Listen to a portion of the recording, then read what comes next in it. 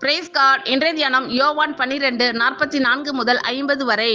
அப்பொழுது இயேசு சத்தமிட்டு, என்னிடத்தில் விசுவாசமாய் இருக்கிறவன் என்னிடத்தில் அல்ல, என்னை அனுப்பினவரிடத்தில் விசுவாசமாய் இருக்கிறான். என்னை காண்கிறவன் என்னை அனுப்பினவரை காண்கிறான். என்னிடத்தில் விசுவாசமாய் இருக்கிறவன் எவனும் இருளில் இராதபடிக்கு நான் உலகத்தில் ஒளியாக வந்தேன். ஒருவன் என் வார்த்தைகளை கேட்டும் விசுவாசியாமற் போனால் அவனை நான் நியாயம் தீர்ப்பதில்லை.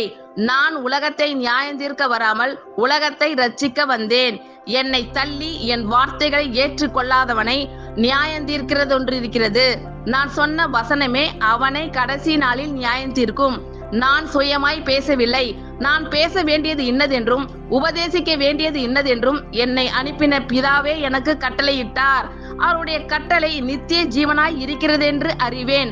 ஆகையால் நான் பேசுகிறவைகளை பிதா எனக்கு சொன்னபடியே பேசுகிறேன் என்றார். ஆமென். Thank you lord. கர்த்தர் உங்கள் அனைவரையும் ஆசீர்வதிப்பாராக. God bless you all.